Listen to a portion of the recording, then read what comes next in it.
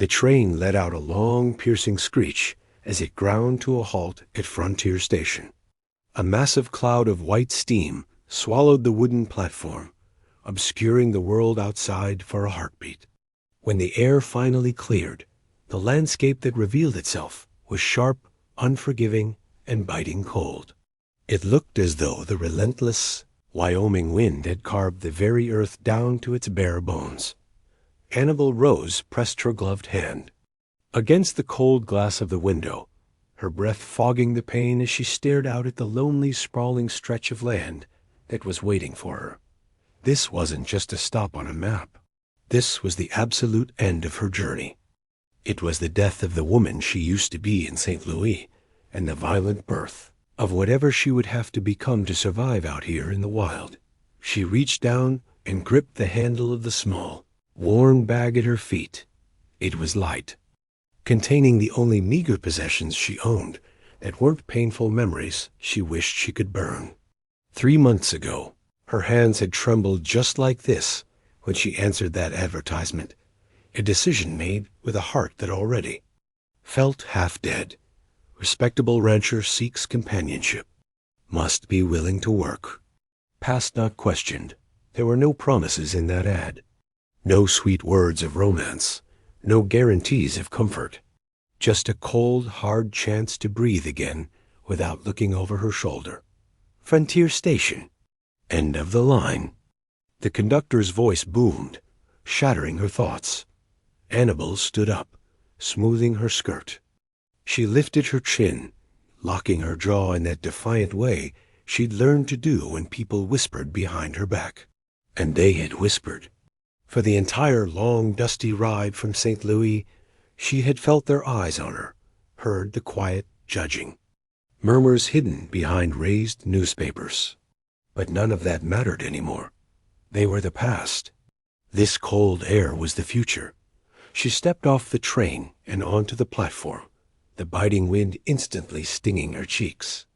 That was when she saw him. Eli McCall didn't just stand there. He looked like he had been hewn from the granite of the mountains looming behind him. He was tall, broad-shouldered, and utterly silent. His long, dusting coat shifted in the wind, and his steel-gray eyes locked onto her with a calm intensity she couldn't quite decipher. He didn't nod in greeting. He didn't offer a polite smile. He just waited, still as a statue. She walked toward him, her boots clicking on the wood. She forced her steps to remain steady, refusing to let even a flicker of fear show on her face. "Mrs. Rose," he said, his voice a low rumble. "Miss Rose," she corrected him softly, though her voice didn't waver. "Or Annabelle. Whatever suits." Something flickered in his eyes then. It might have been surprise, but it vanished as quickly as a spark in the rain. "Let's ride," was all he said. There was no warm welcome, no questions about her journey. Crucially, there was no offer to carry her bag for her. And honestly, good. She didn't want kindness. In her experience, kindness was a currency that always came with a hidden debt she couldn't afford to pay. His wagon was simple, utilitarian. Supplies were stacked high in the back, and a single folded blanket sat on the wooden bench seat as one and only gesture toward her comfort. She climbed up without waiting for help. He followed a moment later, settling in but keeping a respectful, deliberate distance between them. The bench was just wide enough for silence to sit between them like a third passenger. They rode through the small town, which wasn't much more than a general store, a saloon, and a handful of houses leaning tiredly against the age and weather. People stopped to stare openly at the stranger in the wagon. Annabelle didn't meet a single gaze. She kept her eyes fixed forward, focusing on the mules pulling them toward the mountains where the land opened up, wide and merciless. Sagebrush bowed under the wind, and the sky stretched on forever, a piercing blue that offered no shelter. They had been riding for an hour before the silence finally broke. "How far to your place?" she asked, her voice sounding small in the vast open air. "Our place," he corrected. The tone wasn't unkind, just factual. 8 miles. Another hour. The words hit her harder than the wind. Our place. She didn't know if that phrase was supposed to feel comforting or terrifying. She tightened her grip on her bag and watched the trail narrow, winding them deeper into the pines and further away from the world she knew. The trail wound through a dense thicket of tall pines before finally breaking open into a meadow. Resting. In the center, sheltered by the towering trees, sat an old log cabin. Smoke curled lazily from the chimney, drifting into the cold evening air.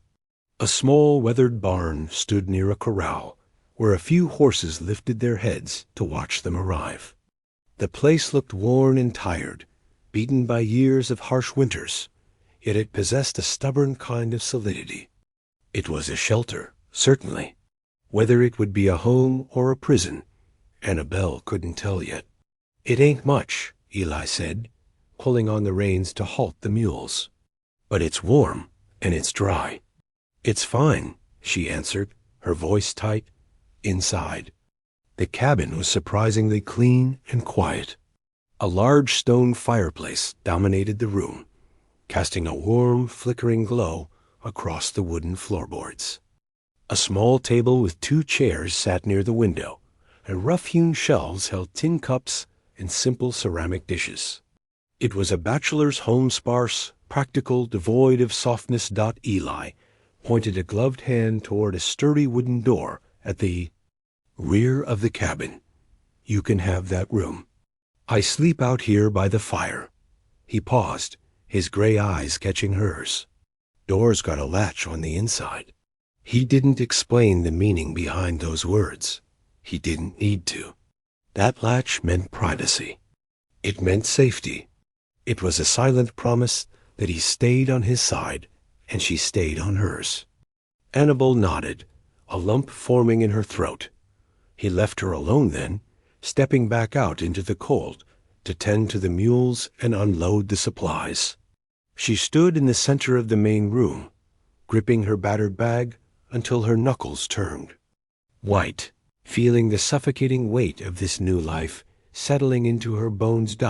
When the heavy front door creaked open and he returned, she turned to face him squarely. The fear was still there, coiled in her stomach like a snake, but she forced her spine straight.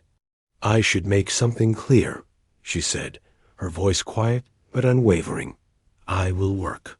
I will cook and I will clean. I'll earn my keep. But there are conditions." Eli hung his hat on a peg, his gaze holding steady on hers. He didn't look angry, just attentive. "Say them." "Don't touch me," she breathed out, the words rushing fast. "And don't ask about my past."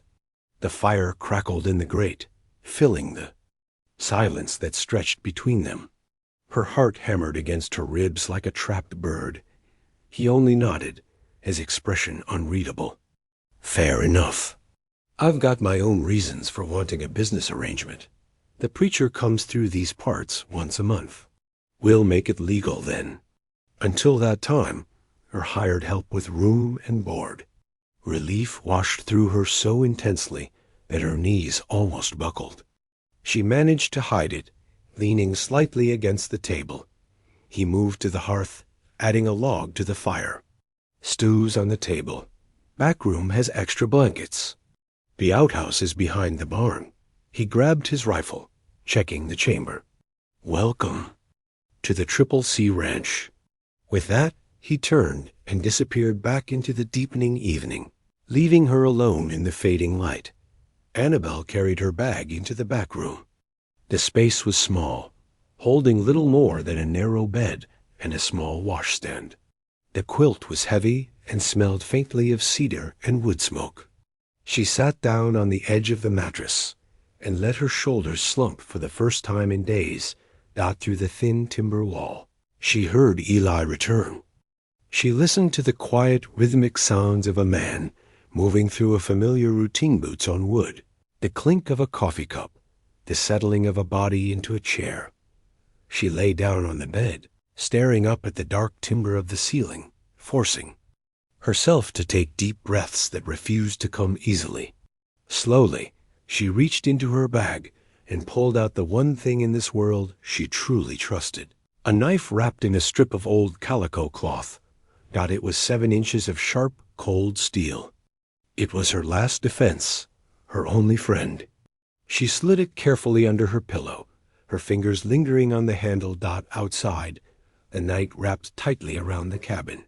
The wind began to howl through the pines, a mournful sound that seemed to scour the earth. Somewhere in the distance, a wolf cried out to the moon. Annabelle kept her eyes wide open in the dark, her hand gripping the knife beneath the pillow, ready for anything. This place, this silent man, this hard life, it could break her, or it could save her. She didn't know which one it would be yet, but morning would come, whether she feared it or not. The blizzard slammed into the mountains without so much as a whisper of warning.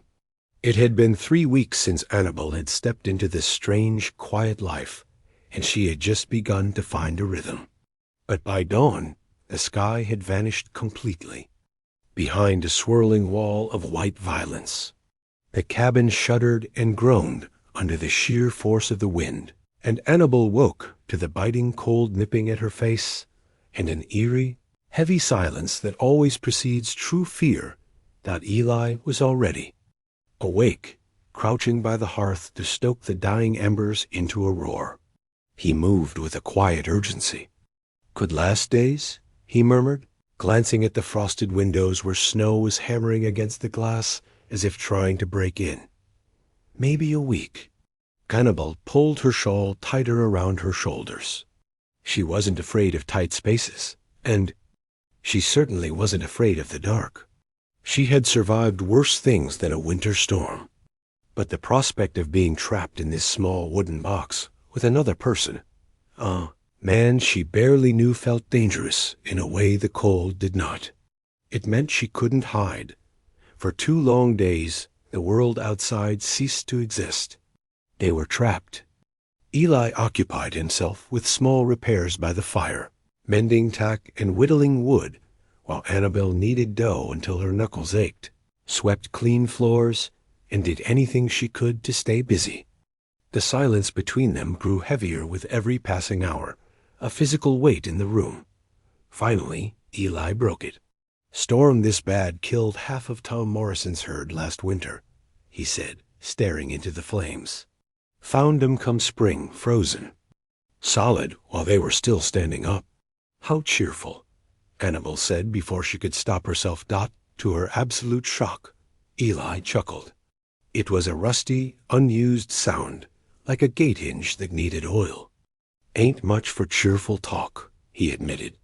"Mary used to say that, too." Annabelle froze mid-sweep. She knew he had been married once. Everyone in town knew the widower on the mountain, but he had never spoken her name aloud. The name hung in the air between them, fragile as glass. "How long?" she asked, her voice barely a whisper. 4 years, he said, his voice flattening out, losing all its warmth. "She tried to birth our son while I was out driving cattle. Neighbor found them both after. Too late." Pain flickered across his face, deep and ancient. Annabelle recognized that look immediately. Grief was a shadow she knew well. "I'm sorry," she whispered. "Long time ago," he muttered, turning away. But the tightness in his jaw told a different story. Grief didn't know time. It didn't care about years. By the 3rd day, the air in the cabin felt stifling, but Annabelle was shivering violently. She woke with a head that throbbed like a drum, and a body that felt heavier than lead. When she tried to stand, the room tilted. Dangerously. "Stay down," Eli's voice cut through the fog. He appeared beside her instantly, as if he'd been listening for the catch in her breath. "You've been coughing all night." "I'm fine," she tried to say, but the words came out as a broken croak. "No, you ain't." He reached out and brushed the back of his hand against her forehead. Annabelle flinched violently, her body jerking away on instinct. Eli withdrew his hand instantly, respecting the boundary, but concern sharpened his gray eyes. "You're earning up," he said grimly. "Need to get you closer to the fire. You'll freeze back here." "I can walk," she insisted, trying to push herself up. Her legs gave way immediately. "No, you can't." Before she could argue or fight, he stooped down and scooped her up. Blankets and all, panic, hot and bright, shot through her chest. Her hands pushed weakly against his chest, her breath coming in fast, shallow gasps. Don't touch me." "Easy," he said softly, his voice steady as a rope in a storm. "Ain't nothing happening but getting you warm. You'll die in that bed, Annabelle." He set her down gently on his own pallet near the roaring fire, stepping back so quickly it was clear he understood her terror. But the fear was quickly swallowed by the fever. Soon she felt nothing but alternating waves of ice and fire, and the heavy weight of her own rattling breath. "I'll make willow bark tea," he said from the stove. "Help bring the fever down. I have to work," she mumbled, delirious, eyes squeezing shut. "I earn my keep." "You're too thin," Eli muttered, more to himself than her. "Don't eat enough. Work too hard." He brought the cup to her lips. The bitter liquid slipped down her throat, but her stomach revolted. A wave of nausea bent her forward. Eli was there in a heartbeat, holding the basin for her, steady and present, yet careful never to let his skin graze hers. After the worst of the nausea passed, Eli settled into the rough wooden chair beside the pallet. He leaned forward, resting his elbows on his knees, watching her with the vigilance of a guard dog. "I'll sit watch," he said, his voice low. "Keep the fire going." "You don't have to," she murmured, her eyes already fluttering shut as exhaustion dragged her down. "I do," he said simply. And that was the end of the discussion. Hours dissolved into a blur of heat and shadows. Annabelle drifted in and out of consciousness, untethered from time. Sometimes the room was empty. Sometimes it was filled with ghosts. From St. Louis, but every time she surfaced from the dark waters of her fever, Eli was there. Sometimes she heard his voice steady, rhythmic, and low. He wasn't talking about the past or the future. He was talking about the weather signs, about training horses, about the way the wind moved through the canyons. He was using his voice as a lifeline, something real for her to grab onto, to pull herself back to the present. But the fever had teeth. Sometime deep in the night, she woke gasping, her heart hammering against her ribs like a trapped bird. She wasn't in Wyoming anymore. In her mind, she was back in that dark room, trapped with no way out. "I won't go back," she whispered desperately, her hands clawing at the blankets. "I'd rather die than go back. Nobody's taking you anywhere." Eli's voice cut through the panic, firm and grounding. "You're here. You're safe. The storm's breaking, Annabelle." She stared at him, eyes wide and unseeing, the terror of the past bleeding into the present. She couldn't stop the words that spilled out next, a desperate ultimatum born of pure survival instinct. "Touch me, and I'll leave," she hissed. "I swear it." A long, heavy silence filled the cabin. The fire popped, sending a shower of sparks up the chimney. Eli looked at her, seeing the trembling woman beneath the layers of blankets, seeing the jagged edges of a trauma he didn't need to know the details of to understand. He answered in a low, even tone that held zero aggression. "Then go, but not tonight." Something inside her cracked. It wasn't the fear that broke her. It was the quiet, undeniable kindness of a man who refused to take advantage of her weakness. The tension that had held her spine straight for months finally snapped. She cried then, not the silent, polite tears of a lady, but ragged, heaving. sobs that shook her entire frame. She buried her face in the coarse wool of the blankets, ashamed of the sounds tearing out of her throat. Eli didn't move. He didn't reach out to pat her shoulder. He didn't try to hush her or tell her it would be all right. He gave her the dignity of her grief. He just kept the fire steady and his presence constant, letting her cry out years of fear and hurt into the safety of the dark dot. By the time the gray light of dawn crept through the frosted windows, the fever had finally broken. Annabelle woke feeling hollowed out, her body weak, but her mind clear for the first time in days. She blinked into the morning light and turned her head. Eli was still in the chair. His chin was resting on his chest, his eyes rimmed with red, his broad shoulders slumped from sheer exhaustion. He hadn't slept. "You stayed," she whispered, her voice rasping. Eli blinked, sitting up and rubbing a hand over his face. "Said I would." He stood slowly, groaning as he stretched muscles that had gone stiff from the long vigil. "I'll make breakfast, Eli." He paused near the stove, his back to her. "Thank you." He didn't turn around, but she saw his shoulders lift and fall in a heavy sigh. "What else was I going to do, Annabelle? Let you freeze?" Later, as she sat up and ate the simple porridge he had cooked, she watched him move around the cabin. He was quiet, efficient, focusing on the morning chores. But something fundamental had shifted in the air between them.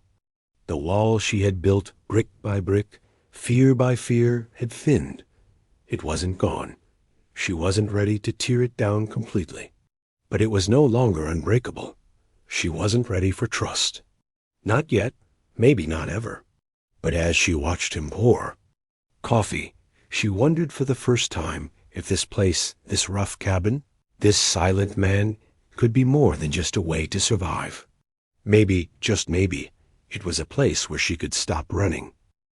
Spring didn't arrive in the Wyoming mountains all at once.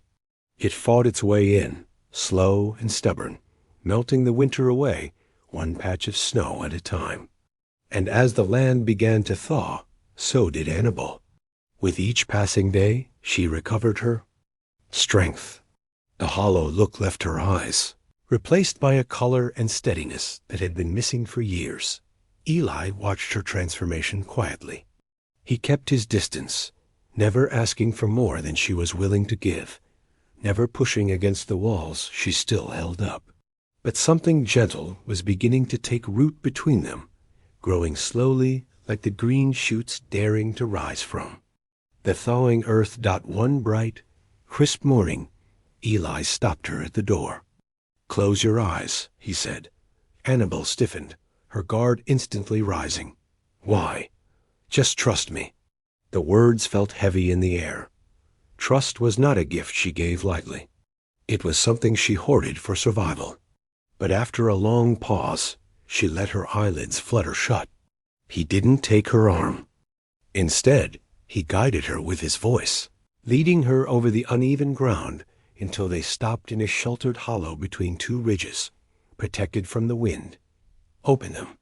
She did, and a gasp escaped her lips. He had built a garden. The soil was dark, rich, and freshly turned, ready for planting. A fence of woven willow branches circled the space to keep the deer out. But what caught her breath were the small splashes of color along the edge, purple and yellow crocuses pushing there. Way bravely into the world. "You did this?" she whispered, staring at the delicate petals. "Started it last fall," Eli admitted, rubbing the back of his neck awkwardly. "Didn't know who would answer that advertisement. Figured whoever came might want something pretty to look at, something that wasn't just snow and cattle." Annabelle looked up at him. "For me?" "For you," he said softly, "if you stay." The words were simple, but they hit her heart like a sudden storm. She knelt in the mud, touching the soft petals, amazed that something so fragile could survive in a place so harsh. "I don't know how to." "Garden," she admitted, her voice trembling. "I'll teach you." And he did. They spent the morning side by side, planting seeds and turning the earth. He showed her how to check for the last frosts, how to guide water through small channels he'd carved into the dirt. His hands, usually so big and rough from ranch work, were surprisingly gentle when he sifted the earth or placed new sprouts in the ground in those quiet hours. Kneeling in the dirt, she learned something new. Eli McCall wasn't just a man surviving the frontier. He was a man trying to create beauty where there had been none. But the frontier wasn't just flowers. One afternoon, Eli walked into the cabin to find Annabelle holding his Winchester rifle. She was checking the sights, the heavy weapon looking out of place in her slender hands. He stopped, surprised. "You planning to shoot dinner? Or something else?" Annabelle lowered the gun, but didn't put it down. "I want to learn," she said, her voice hard. "A woman alone out here needs to know how to protect herself." Eli stepped closer, his face serious. "You're not alone." She studied him, looking for the lie. "Aren't I?" she asked softly. Something cracked in his expression. It wasn't anger. It was hurt. "No, Annabelle, not anymore." He didn't argue further. He took her outside and spent the afternoon teaching her how to breathe, how to sight down the long barrel, and how to brace the stock against her shoulder so the recoil didn't leave a bruise. She wasn't perfect, but she was steady, and she was determined. When she finally hit an old tin can clean off the fence post, sending it spinning into the air, Eli offered her a rare, genuine smile. "Good shot." Asterisk that night, however, the easy camaraderie of the afternoon evaporated. A heavy tension hung over the dinner table, thicker than the steam rising from the stew. The silence wasn't comfortable anymore. It was charged. Eli finally set down his fork, the metal clinking loudly against the plate. He looked up, his gaze direct and searching. "I ever give you a reason to fear me, Annabelle?" Annabelle froze, her hand hovering over her bread. "No." "Then why do you do it?" His voice wasn't loud, but it was demanding. "Why do you look at me like you're just waiting for me to turn into a monster?" Her hands began to tremble, and she set them in her lap to hide the shaking. She looked down at the table, unable to meet his eyes. "Because the last man I trusted turned into one." The truth hung in the air, ugly and bare. Eli stood up slowly. Frustration simmered beneath his calm. Exterior not at her, but at the invisible wall he couldn't seem to break down. "I'm not him," he said, his voice tight. "I know that," she whispered, and she meant it. "I know, but knowing something in your head and believing it in your bones, ... those aren't the same thing." He didn't shout. He didn't slam a door or throw a plate. He simply turned and walked out of the cabin, heading for the barn. He stayed there until the stars began to prick holes in the dark canopy of the sky. After an hour, Annabelle followed him. She found him sitting on an overturned bucket beside Buttercup, the gentle moray.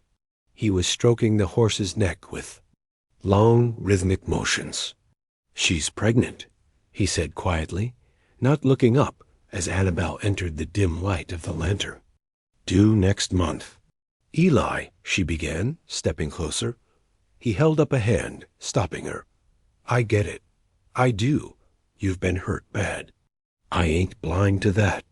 But I'm standing here, every day, trying to give you something good, something real." He looked at her then, his eyes reflecting the lantern light. "And you keep treating me like a danger you have to survive." She sank onto a hay bale across from him, the smell of dry grass and warm horses filling her lungs. "I'm trying," she said, her voice cracking.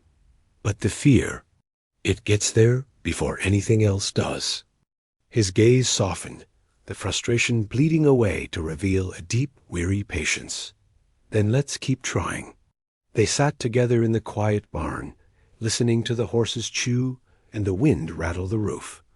It wasn't forgiveness, exactly. It wasn't a magical cure, but it was a step forward. And for them, it was everything. But peace is a fragile thing in the West. Days later, trouble rode into town. It wore a dust-coated coat and a smile that didn't reach its eyes. Annabelle and Eli had gone to the general store for supplies. Annabelle was looking at a bolt of fabric when she glanced through the front window. Her heart stopped cold in her chest. Standing across the street, leaning against a hitching post with lazy arrogance, was a man she knew better than she wanted to know anyone. Jake Hollister. He was Samuel's cousin, the man who had sworn he would hunt her down to the ends of the earth. Annabelle turned from the window, her face draining of all color. She walked back to the wagon on trembling legs. Eli noticed the change instantly. He dropped the sack of flour into the back and turned. To her, what happened? Nothing, she lied, climbing up quickly. Just tired. But Eli McCall wasn't a fool. He looked past her, scanning the street with the sharp eyes of a man who knew how to spot a predator. He saw Hollister standing there, watching the town like a hawk circling a field of mice. He didn't know the face, but he knew the type. Rode home in a heavy, suffocating silence. That evening, as the sun dipped behind the jagged peaks of the mountains, painting the sky in bruises of purple and red, Eli took his rifle down from the mantel. He sat at the table and began to load it, one cartridge at a time. Click, click, click, click. His name's Jake Hollister, Eli said, not looking up. Been asking around town for a woman fitting your description. Annabelle stood by the window, hugging herself. Her breath came in shallow bursts. He found me. Eli stood up and crossed the room. He didn't touch her, but he stood close enough to shield her, his presence a solid wall against the world. He won't take you, he said, his voice low and dangerous. Not while I'm breathing. You don't know him, she whispered. He won't stop. Neither will I. The next morning broke with a deceptive calm. The sun rose pale and washed out, casting long, thin shadows across the yard. Inside the cabin, the air was brittle. Annabelle and Eli moved around each other like ghosts. Every sound amplified the clatter of a coffee cup, the scrape of a chair. They were waiting, and they didn't have to wait long. The sound of hoofbeats crunched against the gravel of the drive. It wasn't the hurried rhythm of a neighbor coming for a visit. It was slow, deliberate, and arrogant. Annabelle was at the door before Eli could stop her. She threw it open, stepping out onto the porch, not as a victim, but as the woman of the house. She was determined not to look hunted. She would not give him that satisfaction. Jake Hollister sat atop a dark bay horse in the middle of the yard, his hands resting casually on the horn of his saddle. He looked exactly as she remembered, slick, mean, and wearing a smile that was more like a baring of teeth. "Hello, Belle," he sneered, tipping his hat with mock politeness. "Been a long ride finding you. You cover your tracks well for a city girl." Annabelle stood tall, gripping the doorframe to hide the tremor in her hands. "My name," she said, her voice ringing clear across the yard, "is Annabelle McCall." Jake's eyebrows shot up. "McCall? Is that so? And you are trespassing." A deep voice rumbled from the shadows. Eli stepped out onto the porch beside her. He didn't look like a rancher now. He looked like a soldier. His Winchester was in his hands, held low but ready, his finger resting just outside the trigger guard. His stance was wide, protective, and immovable. "You'd best turn that horse around and leave," Eli said, his voice cold as the mountain wind. "Not before I see justice for my cousin," Jake said, his smile vanishing. His eyes bored into Annabelle. "She killed him, left him bleeding out on the floor of his own home. I defended myself." Annabelle shot back, the anger finally burning through the fear. He would have beaten me to death if I hadn't used that knife. You know what he was like, Jake. You watched him do it to others." Jake leaned forward in his saddle, his voice dropping to a poisonous whisper. "Doesn't matter what he was. Family is family. And your past? It always catches up to you, Belle." "Then let it catch me standing," she replied. Eli stepped in front of her, cutting off Jake's view. His eyes were like cold iron. "She ain't alone, and she ain't defenseless. You? Leave now, or you stay and regret it. Those are your only two choices." The silence that followed was heavy enough to choke on. Jake looked from Eli's grim face to the rifle in his hands. He calculated the odds, his hand twitching near his own holster. But Eli McCall looked like a man who wouldn't hesitate, and Jake was a bully, not a martyr. He chuckled, a dark, humorless sound. "This ain't over," he warned. "Not by a long shot." He yanked the reins, turning his horse sharply. He rode away at a trot, dust rising behind him like a lingering threat. Eli watched him go until he was nothing but a speck against the tree line. Then he turned to Annabelle. The adrenaline was fading, leaving his face pale. "Pack what you need," he said urgently. "We're leaving. We'll go to the Morrisons' place for a few days. He won't try anything with more men around." Annabelle looked at him. She saw the fear in his eyes. Not fear for himself, but fear for her. He was ready too. Uproot his life just to keep her safe. "I won't run again," she whispered. "Annabelle, he'll come back. Let him," she said, her voice gaining strength. "I ran from St. Louis. I ran all the way to Wyoming. If I run now, I'll be running for the rest of my life. This is my home, Eli. I'm not leaving it." Eli stared at her, stunned by the steel in her voice. "We're not running," he corrected slowly, understanding dawning on him. "We're preparing." She met his steady gray eyes. "Together?" she asked. "Together," he vowed, "or not at all." And in that moment, something shifted deep inside Annabelle. The final brick of the wall she had built around her heart crumbled. She realized she wasn't just surviving anymore. She wasn't just a hired hand or a charity case. She had found more than shelter in this cabin. She had found someone who stood between her and the darkness. Someone who wasn't scared of her ghosts. Someone who chose her every single day, despite the danger she brought to his doorstep. For the first time in years, Annabelle Rose felt something powerful rise inside her, stronger than fear and sharper than grief. Hope.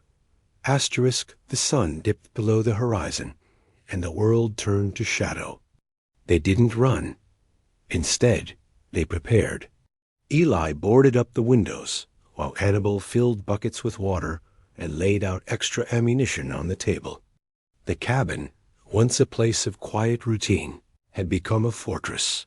They sat in the dark, the fire dampened to a low glow to avoid silhouetting themselves.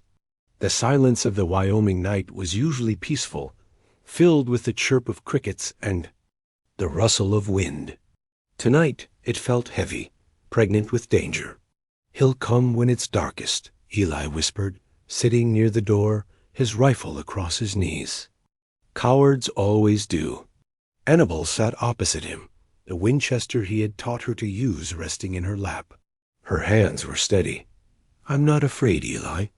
"I know," he answered, and in the dim light, she saw the pride in his eyes that had happened 3 hours past midnight. The crunch of gravel was the only warning before a bottle smashed against the porch, engulfed in flames. Jake wasn't interested in justice. He wanted to burn them out. "Fire!" Eli shouted, moving instantly. He kicked the door open, rolling out. Onto the porch to suppress the attacker. Annabelle didn't freeze. She grabbed the water bucket, dousing the flames licking at the wood before they could catch hold. Then she raised the rifle. She saw a shadow moving near the corral Jake. Preparing to throw another torch dot, She didn't hesitate. She didn't aim to kill, but she aimed to stop him. She pressed the stock to her shoulder, exhaled just as Eli had, taught her, and squeezed the trigger. The crack of the rifle shattered the night. The dirt exploded inches from Jake's boots, sending him stumbling backward in shock. He hadn't expected the woman to fight back. Before he could recover, Eli was on him. It was over in seconds. Eli disarmed him with a brutal efficiency born of protecting the only thing that mattered. By the time the sun began to bleed over the peaks, the sheriff had arrived from town, summoned by the Morrisons, who had seen the smoke. Jake Hollister was shackled and thrown onto a horse, his threats now empty air against the reality of the law. As the dust settled, Annabelle stood on the porch, watching them ride away. The adrenaline was fading, leaving her trembling, but this time it wasn't from fear. Eli walked up the steps, his face smeared with soot, looking more exhausted than she had ever seen him. He stopped in front of her. "It's over," he said, his voice rough. "He's gone, Annabelle, for good." She looked at him, this rugged, quiet man who had given her a room, a garden, and a rifle, who had given her back her life. "You stayed," she whispered, echoing the words she had said to him after the blizzard. "I told you," he said, taking a step closer, infringing on the distance they had kept for so long. "I wasn't going anywhere." 3 weeks later, the preacher came through the valley on his monthly circuit. There were no guests, just the Morrisons as witnesses. Annabelle wore her best dress, the one she had arrived in, now cleaned and mended. She stood in the garden Eli had built for her, surrounded by the blooming crocuses and the rich scent of turned earth. When the preacher asked for the rings, Eli's hand was warm and steady as he took hers. This wasn't a business arrangement anymore. It wasn't a contract. For room and board. "Aye, Eli," he said, his gray eyes shining with an emotion he no longer tried to hide. "Take you, Annabelle." "Aye, Annabelle," she answered, her voice clear and strong as a bell. "Take you, Eli." They sealed it not with a handshake, but with a kiss that tasted of promise and spring. Later that evening, as the sun set over the Triple C Ranch, turning the mountains into a painting of gold and violet, Annabelle sat on the porch swing. Eli sat beside her, his arm resting comfortably along the back of the seat, his fingers brushing her shoulder. She looked out at the wild, open land. It was still harsh. It was still dangerous. The wind still bit, and the winters would still be long, but it didn't look lonely anymore. She had stepped off a train with a heart half dead, looking for a place to hide. She had found a mail-order husband who barely spoke in a cabin buried in snow. But in the silence, in the work, and in the trust built slowly over coffee and gunpowder, she had found something else. She rested her head on Eli's shoulder. He tightened his arm around her, pulling her close. This was no longer just a story of survival. It was a Western love story, written in the soil of the frontier. And as the first star appeared in the vast Wyoming sky, Annabelle knew that this was not the end. It was simply the first chapter of a life she finally believed she deserved.